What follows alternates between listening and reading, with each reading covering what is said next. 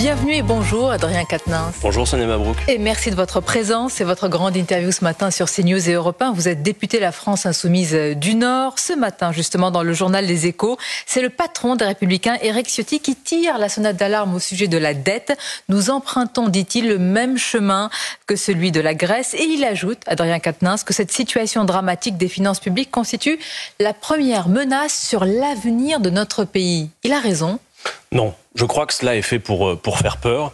D'ailleurs, on entend, vous auriez pu citer également Bruno Le Maire qui nous fait son numéro de Père à la rigueur. Je crois que tout ça n'est pas sérieux. D'abord, première chose, avant de parler de la dette en tant que telle, qui l'a creusé le plus? C'est ça qui est important. Bruno Le Maire qui nous parle sans cesse de la dette et qui a l'air d'en avoir peur, et le ministre de l'économie et des finances qui, sur ces 15 dernières années, l'a creusé le plus, la dette, de plus de 810 milliards. Alors, il pourrait nous dire, oui, mais il y a eu la période du Covid.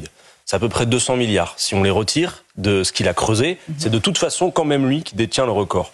Donc voir ces personnages qui ont en quelque sorte favorisé des politiques de réduction des dépenses publiques d'un côté, venir nous dire qu'aujourd'hui il y a un problème de dette alors qu'en réalité ils ont beaucoup creusé ce déficit et cette dette.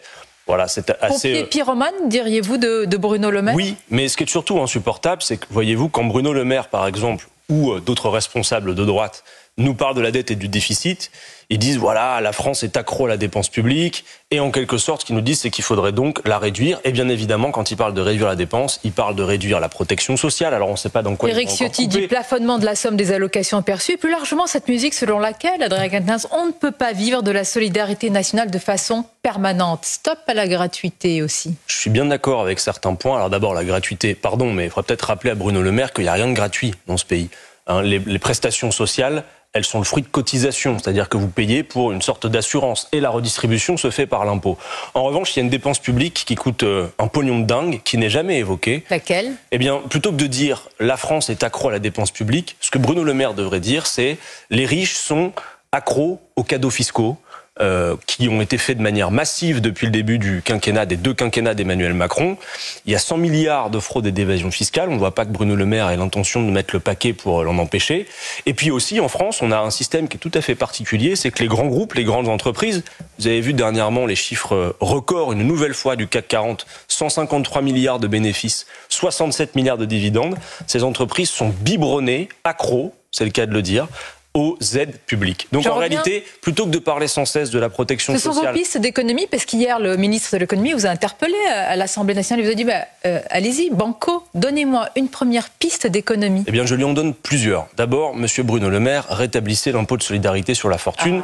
Vous avez plus de 70%. Ben oui, mais sauf que Sonia Mabrouk, regardons l'efficacité de la mesure. Parce que, a priori, ça n'a pas été fait pour faire plaisir aux riches. En tout cas, c'est pas ce qui nous a été dit. Ça a été fait pour favoriser l'investissement et le retour à l'emploi. Est-ce que ça a été fait? Non. Vous avez même des établissements et des organismes gouvernementaux, pas insoumis, qui ont étudié l'efficacité de la politique fiscale d'Emmanuel Macron, qui a consisté à redistribuer le plus à ceux qui avaient déjà beaucoup pour dire ça va ruisseler, vous vous en souvenez. Eh bien, en fait, ce qu'ils nous disent, c'est que ça n'a eu aucune efficacité du point de vue économique. La seule chose que ça a provoqué, c'est qu'il y a une part toujours plus importante de richesse qui se concentre entre quelques mains. Sonia Mabrouk, aujourd'hui en France, vous avez 5 milliardaires qui, compte tenu des cadeaux fiscaux qui ont été faits par Emmanuel Macron et monsieur Bruno Le Maire, Père la rigueur, qui nous dit qu'il y a trop de dépenses publiques, 5 milliardaires aujourd'hui se partagent autant, accrochez votre ceinture, que 27 millions de Français. Je m'accroche et je vous rappelle aussi, comme ça vous accrochez à la vôtre, monsieur Quatennens, que pour certains d'entre eux, ils ont, suscité et généré des milliers d'emplois. Ça, vous le passez sous silence? Non mais c'est une évidence, mais vous savez...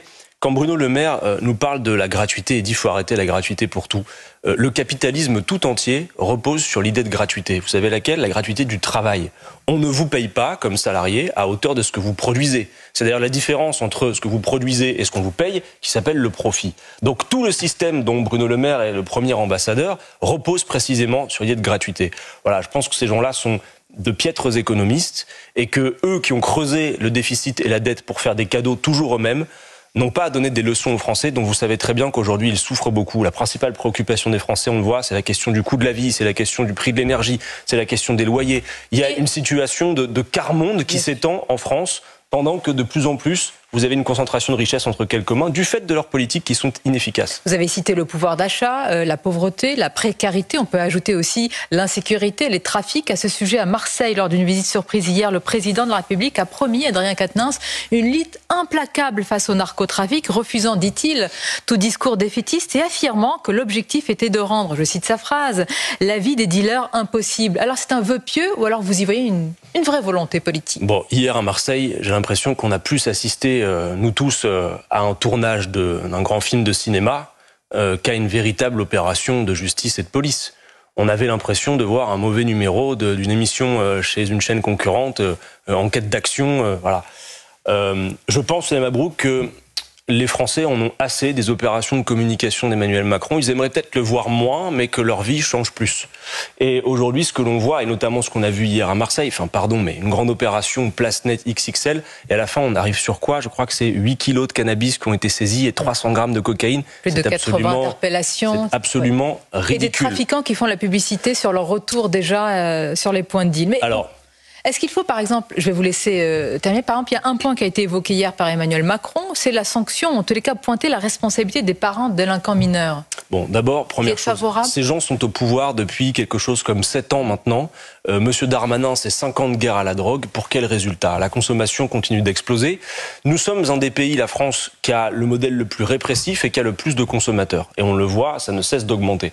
Je crois que, en réalité, la politique du chiffre qui est menée dans la police, des opérations de court terme, comme celles qu'on a vues hier, sont à rebours de ce qu'il conviendrait de faire. Comme le dit régulièrement mon collègue Bernalicis, qui à l'Assemblée s'occupe de ces questions, il faudrait au contraire mettre le paquet dans le long terme, dans la police judiciaire, dont vous savez d'ailleurs que la réforme de M. Darmanin l'a mise en grande difficulté, dans le fait d'avoir du renseignement sur place et des enquêtes de long terme. Je crois, Sonia Mabrouk, que les opérations de démantèlement de trafic et de police les plus efficaces sont celles que l'on voit et que l'on entend le moins. On peut être d'accord avec vous, celles comme hier. Adrien Quatennens, mais quand vous dites le système le plus répressif, ce n'est pas ce que disent les policiers quand ils voient, alors le lendemain j'exagère, mais quelques jours après, les mêmes trafiquants, les mêmes dealers revenir sur les points de deal. Vous avez raison. Alors, fixons-nous 2 objectifs comme responsables politiques vis-à-vis de la drogue. D'abord, il y a une question sanitaire. Il faut le rappeler. J'attire votre attention sur le fait que dans de nombreux pays d'Europe, la question de la drogue est sous la compétence du ministère de la Santé et pas de l'Intérieur. C'est-à-dire que les consommatrices, les consommateurs de drogue, là je ne parle pas des trafiquants, je parle de ceux qui consomment, doivent à mon avis être plutôt appréhendés sur la question sanitaire, comme des personnes malades qu'il faut aider, accompagner, plutôt que comme des criminels. On peut faire les deux. Alors, bien évidemment, on peut faire les deux, et sur un certain nombre de trafics, on doit le faire. En revanche, je crois, et nous le disons depuis un certain temps, que sur la question du cannabis, qui surcharge la police, qui surcharge nos tribunaux... On connaît votre position. Bah oui, mais il faut la dire. Parce que, vous savez, il y a beaucoup de pays maintenant qui viennent... Vous êtes favorable à une dépénalisation? Ah non, alors, pour toutes les drogues, on pense que les usagers doivent être, en effet, dépénalisés. Il ne faut pas pénaliser l'usage, pas criminaliser l'usage. Il faut l'entreprendre sous la question de santé. Pour le cannabis, en revanche, comme beaucoup de pays, regardez le Portugal. Est-ce que ça a donné en termes de baisse de la consommation? Oui. Il y a les Allemands. Le 1er avril, les Allemands vont légaliser. Combien de morts? Bien sûr. Je vous ai posé une question sur la responsabilité des parents. Vous n'avez pas répondu. Alors, il faut tarir le trafic. Vous en êtes d'accord? C'est ça le but dans ces quartiers. Il faut sanctionner les parents de délinquants mineurs? D'abord, vous posez la question de savoir s'il faut sanctionner les parents pour savoir si c'est efficace pour tarir le trafic. On est d'accord, le but c'est de tarir le trafic. Je crois que pour tarir le trafic, si en effet, par exemple, le cannabis est légalisé et contrôlé, eh bien je pense que c'est une des solutions pour tarir le trafic. Et puis après, il faut se poser aussi la question...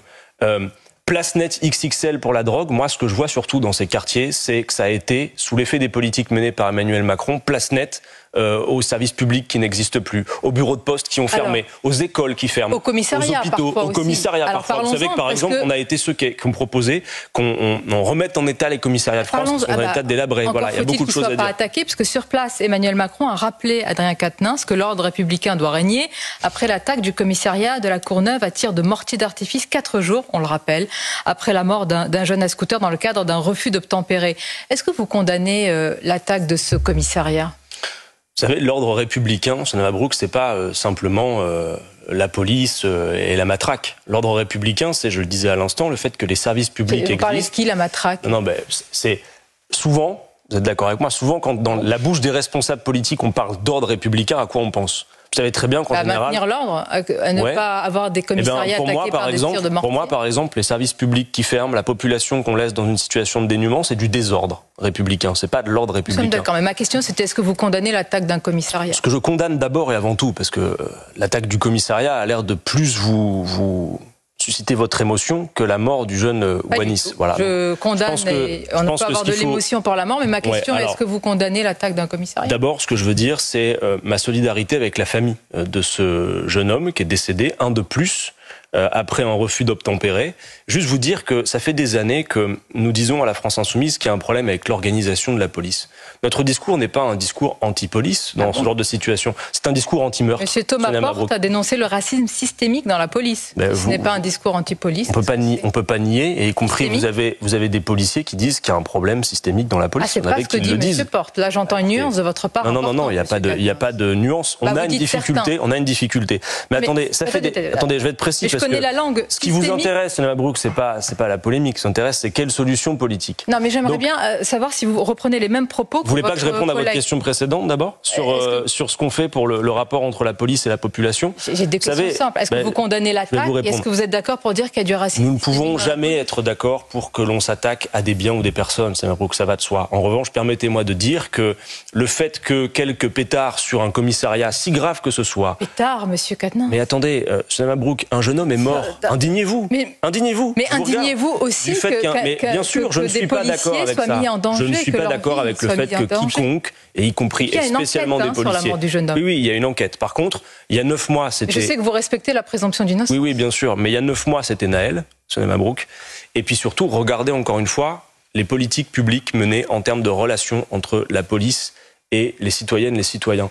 Mme Mabrouk, en Allemagne, c'est pas tous les jours que je prends l'exemple allemand, comme j'ai fait plusieurs fois ce matin sur votre plateau. En Allemagne, il y a eu 1 mort pour refus d'obtempérer en 10 ans. En France, on a quasiment 1 mort par mois depuis 1 an et demi. Donc quand nous disons, y compris que du point de vue législatif, il y a des choses à améliorer, par exemple cette loi Cazeneuve qu'il faut abroger sur le refus d'obtempérer, ce que ça permet, c'est aussi pour améliorer la relation entre la police et la population. De même qu'hier, avec la visite de M. Macron à Marseille, on a revu venir sur le débat public la question de la police de proximité. Nous y sommes hyper favorables. Une police qui justement connaîtrait les habitants, peut tisser un lien avec. J'entends. Mais j'entends que vous dites ce matin pas la même chose que M. Thomas Porte. C'est-à-dire ? Vous dites certains policiers, et d'ailleurs dans toute institution, il peut y avoir du racisme, il faut le dénoncer, mais lui dit qu'il y a un racisme systémique. C'est-à-dire systémique, c'est-à-dire que c'est généralisé. Non, systémique, ça ne veut pas dire que tous les policiers sont racistes. Si, ça veut dire qu'il y a un système. Ça veut dire qu'il y a un système qui produit et reproduit. Du racisme. Écoutez, il y a beaucoup d'écrits, il y a des gens qui ont compris, fait des études, qui ont participé à la police et qui ont été dans les effectifs et qui écrivent, et c'est assez documenté. Encore une fois, il ne s'agit pas de mettre tous les policiers dans le même panier. C'est de dire qu'on a, oui, un problème, à mon avis, systémique dans la police qu'il faut régler par une autre organisation. Adrien Quatennens, toujours à Marseille hier, Emmanuel Macron évoquait beaucoup de sujets, y compris internationaux, notamment sur l'Ukraine. Et quand vous parlez de la paix, de négociation sur ce sujet, la majorité vous répond, comme hier d'ailleurs, à ce micro, Valérie Ayé, tête de liste Renaissance, elle vous répond esprit munichois, renoncement, soumission, reddition. Que répondez-vous à cela? Bon, d'abord, il faudrait que ces gens-là prennent quelques cours d'histoire sur les différences, y compris entre les conditions dans lesquelles la guerre de 14-18, celle de 39-45 se sont menées. Mais au-delà de ça, qu'ils aillent jusqu'au bout de leur démarche et qu'ils disent quelle est leur proposition. C'est quoi? C'est d'aller faire la guerre, d'aller jusqu'à Moscou et d'engager la France dans une guerre nucléaire avec une autre puissance nucléaire. Tout cela n'est pas raisonnable. Tout le monde sait que la solution à ce conflit sera une solution diplomatique tôt ou tard. Et que la France doit pouvoir intervenir en ce sens. Il existe des organismes internationaux qui permettent ce genre de discussion. Eh bien, par exemple, l'OSCE. Eh bien, voilà ce qu'il faudrait faire. C'est véritablement prendre l'initiative diplomatique. On ne voit pas aujourd'hui que l'escalade guerrière va pouvoir nous mener où que ce soit. Il a été question également de Gaza. Et d'ailleurs, à ce sujet, il y a eu une habitante qui a interpellé le président et qui lui a reproché un 2 poids 2 mesures. Autrement dit, d'être très ferme vis-à-vis de Poutine et puis d'être, j'allais dire, plus, en tout cas, estime-t-elle, plus laxiste vis-à-vis de Netanyahou. Est-ce que vous reprenez à votre compte cette comparaison? C'est le moins qu'on puisse dire. Les mêmes qui revendiquent le droit international pour les Ukrainiens à juste raison et des sanctions pour Vladimir Poutine à juste raison sont très timorés quand il s'agit de défendre les Palestiniens et de réclamer des sanctions contre le gouvernement de M. Netanyahou, évidemment. Et depuis que la Cour de justice internationale, alors j'entends, il y a le langage des petits polémistes de plateau télé, mais il y a aussi le langage du droit international. Depuis que la Cour de justice internationale a statué sur le fait qu'il y avait à Gaza un risque génocidaire, cette décision n'est pas juste un effet d'annonce. Elle oblige les signataires de la Convention contre le génocide. Donc la France doit agir. Emmanuel Macron était relativement absent du débat hier lorsqu'il a été interpellé très justement par cette femme qu'on a vue très triste. Qu'attend Emmanuel Macron pour poser un acte fort, la reconnaissance de l'État de Palestine? Qu'attend Emmanuel Macron pour imposer des sanctions à Israël? Par exemple, vous savez, Sonia Mabrouk, que la plupart des armes qui se retournent contre les civils à Gaza sont y compris des armes françaises. Il faut un embargo sur les armes. Ce qui est en train de se produire à Gaza... Un embargo sur les armes? Oui, il ne faut plus livrer d'armes, il ne faut plus que la France livre d'armes à Israël parce que ces armes se retournent contre les civils. En 4 mois, 31 700 civils tués, plus de 13 000 enfants. Sonia Mabrouk, 13 000 enfants. C'est plus en 4 mois qu'en 4 ans de conflit à travers le monde entier. Voilà la réalité aujourd'hui. Et il serait bon qu'on vienne s'en rappeler parce que pour le moment, ce qu'on a surtout vu parmi les politiques et les responsables publics en France, c'est un soutien inconditionnel à une puissance qui aujourd'hui clairement est en train de pratiquer une forme de génocide. Condamnent ce qui se passe et la situation à Gaza, tout en réaffirmant aussi et en rappelant ce qui s'est passé le 7 octobre et en dénonçant clairement les attaques terroristes de Hamas. C'est une évidence que ce qui s'est produit le 7 octobre, et nous avons d'ailleurs été les premiers à condamner les actions du Hamas. Reconnaissons-le. Je ne crois pas. Non mais attendez, si vous avez quelque chose à redire de précis, c'était simplement Jean-Luc Mélenchon a été le premier responsable politique. Considéré comme une organisation terroriste, mais vous connaissez le débat qui dure. Alors, depuis, son mode opératoire est terroriste, c'est indéniable. Et nous l'avons toujours dit, nous l'avons dénoncé. En revanche, en effet, du point de vue du droit international, pas de la langue qui fait plaisir sur les plateaux télé, le Hamas en tant que tel n'est pas reconnu comme une organisation terroriste. Vos collègues de l'AFP, par exemple, que vous n'allez pas suspecter de je ne sais quoi, ne qualifient pas le Hamas d'organisation terroriste. C'est un débat, non. On peut non pas suspecter, mais interroger quand un média ou un politique ne qualifie pas une organisation terroriste de terroriste. Alors attendez, Sonia Mabrouk, on va faire un peu de droit, juste un instant, du coup, si vous le voulez bien. Regardez. Vous connaissez peut-être pas ces résolutions de l'ONU. Résolution des Nations Unies numéro 2708. Elle reconnaît la légitimité de la lutte qui mène les peuples coloniaux et les peuples sous domination étrangère pour l'exercice de leur droit à l'autodétermination et à l'indépendance par tous les moyens nécessaires dont ils disposent. C'est l'ONU, Sonia Mabrouk. Et elle dit également, réaffirme la légitimité de la lutte des peuples pour se libérer de la domination coloniale et étrangère. Y compris par une organisation terroriste. Attendez, Sonia Mabrouk. Moi, je parle la langue du droit international. Et ce que je suis en train de vous lire, ça pèse peut-être moins pour vous que CNews et Radio J, mais ça s'appelle les Nations Unies. D'accord ? Et les Nations Unies reconnaissent cette légitimité. Pour autant, évidemment, le mode opératoire du Hamas le 7 octobre, lui, tombe sous le coup de la loi, et ce sont des actes qui ne sont pas acceptables, qui sont des crimes de guerre, qui sont des actes terroristes, et ça, nous n'avons pas de difficulté à le dire. Merci Adrien Quatennens, on est arrivé au bout. On n'a pas du tout eu le temps de parler des élections européennes. Mais Manon Aubry sera notre invité. Permettez-moi juste de dire un seul mot alors pour conclure. Si vous avez voté pour Jean-Luc Mélenchon en 2022 ou pour la NUPES en juin 2022, refaites-le le 9 juin prochain en votant pour la liste conduite par Manon Aubry. Merci d'avoir été notre invité, je vous dis à bientôt Adrien Quatennens. À bientôt, merci.